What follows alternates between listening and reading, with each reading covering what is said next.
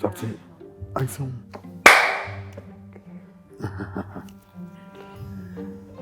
Je regarde pas la caméra, je regarde Annabelle. D'accord. Bon, ça va pas dans le bêtisier non plus. Voilà.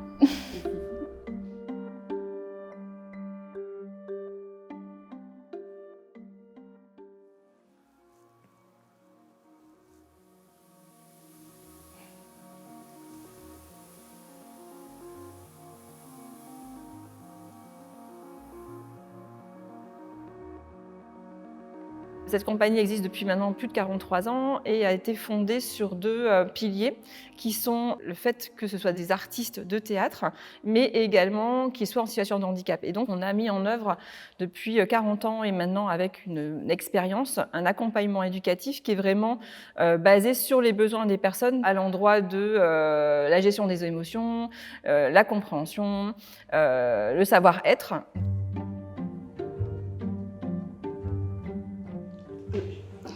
Toi, approche-toi. S'il te plaît. Qui es-tu? Je suis comédien professionnel. C'est mon premier spectacle. T'as peur? Moi, j'entends rien à ce que tu dis, Philippe. Je peux voir tes dents. T'as des roses dents. Voilà, fais-toi confiance, Chantal.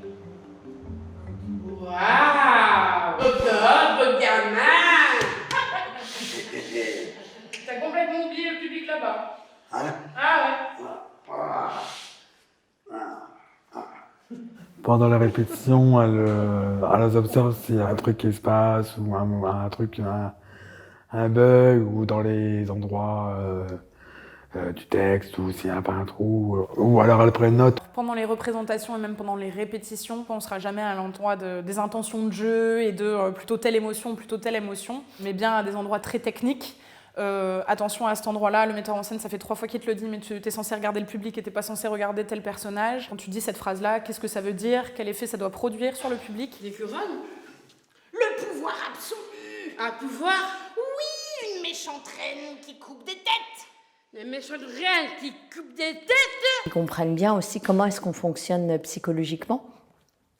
Mais ils vont essayer d'appuyer où il faut pour que le chemin que nous indique le metteur en scène, on puisse le suivre. S'il ne comprend pas en fait, ce que le metteur en scène veut faire et mettre en place, il ne peut pas du coup accompagner le comédien à lui-même se réadapter ou adapter les outils pour qu'il puisse faire son travail. Sors ta phrase avec l'intention derrière et après on réajuste.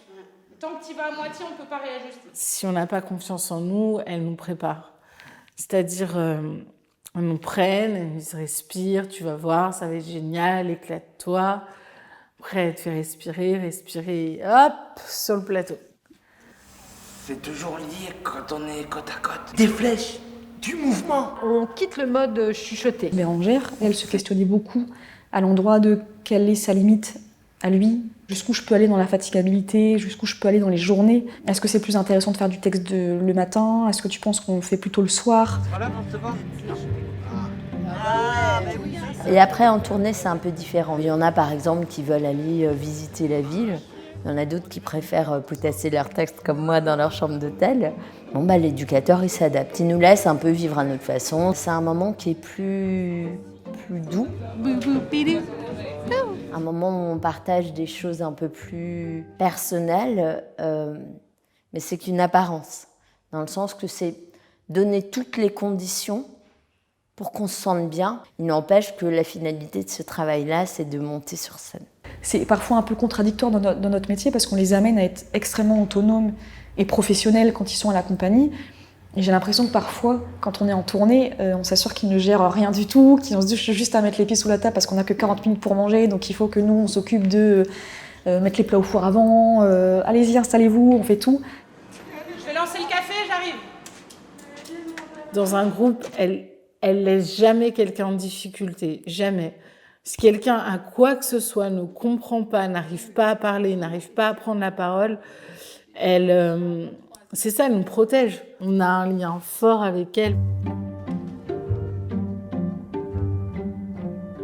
On a 2 aspects en tant qu'éducatrice. Il y a l'accompagnement du groupe dans la collectivité. Donc là, on va vraiment être dans l'organisation du travail, dans le soutien du travail de comédiens, avant, pendant et après une création, mais aussi hors temps de création. Donc c'est-à-dire que quand ils ne sont pas en création, ils vont être en formation culturelle. La formation culturelle, pour mentionner, c'est là où vraiment tu te nourris de tout ce qui est théâtre, tout ce qui est, tout ce qui est culture, quoi, en gros. Du théâtre, de la danse, du contemporain, du théâtre très ancien.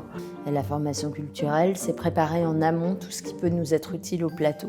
C'est moins sexy, moins glamour que le travail du plateau, mais il n'empêche que trouver les bons outils, faire des recherches, c'est un moyen de se retrouver entre nous et de proposer des choses, d'être force de proposition, ce qui nous permet après de partager aussi des références communes au plateau. On a fait le choix, nous, de ne pas avoir de metteur en scène attitré, donc ça aussi pour justement garantir la multiplicité des expériences artistiques pour les comédiens. Donc, par contre, il y a énormément d'artistes qui traversent la formation culturelle tout au long de l'année, donc on appelle ça des workshops. Ok, tout ce que vous faites est valable. Donc c'est vraiment 5 jours de pratique artistique avec toujours un metteur en scène différent. Parce qu'à cette époque, en fait, je faisais des bêtises tout le temps. J'exaspérais mes parents. Pendant les workshops, les comédiens sont filmés. L'idée, c'est de pouvoir reprendre ces films après, qu'ils puissent s'observer en train de travailler, qu'est-ce qu'ils en retiennent, qu'est-ce qu'ils comprennent de cette situation de jeu. Et l'idée après, c'est de faire un bilan plus global. Pendant le stage, je me suis sentie en difficulté à tel endroit. Ça, j'ai beaucoup aimé l'expérimenter. Quelles leçons j'en tire pour les prochains, qu'est-ce que j'ai à travailler. Au global, les artistes qui ont travaillé avec toi, ils disent que toi, tu as d'un côté une grande sensibilité, et de l'autre côté, tu as aussi une grande puissance. Du côté un peu plus négatif, t'oses pas dire, j'ai pas compris. Ah oui. Et donc du coup, ce qui fait que Clément, des fois, ça te bloque. Ouais, je vois, ouais. Tu vois de quoi je parle? Ouais, je vois pas. Ok.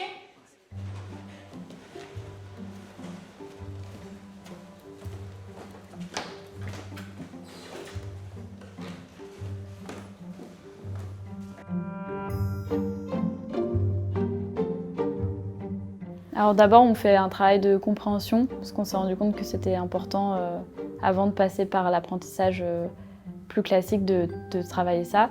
Donc c'est une compréhension qui est globale, mais aussi par scène. Et du coup, elle lui dit de quoi t'as peur, et lui, elle répond T'as peur? Tu me fais ça? C'est pour qu'elle réagisse en fait. D'accord. Pour qu'elle se dise ah oui, bah ouais, non mais il a raison. On dirait, moi dans l'histoire, on dirait qu'on la juge trop de son corps. Ouais. Et puis après, je dirais que ça dépend de chaque comédien, parce qu'il y en a qui vont avoir besoin de rabâcher un texte plein de fois, tous les jours. D'autres qui vont avoir besoin de méthodes un peu plus peut-être concrètes, comme des dessins, ou par exemple de travailler dans l'espace aussi, parce que le texte il peut être associé à un geste, à un déplacement. On travaille en italienne, donc à la table, le texte, et puis après on le fait aussi dans l'espace, en allemande, pour vérifier qu'il est là quand même quand on fait d'autres choses en même temps.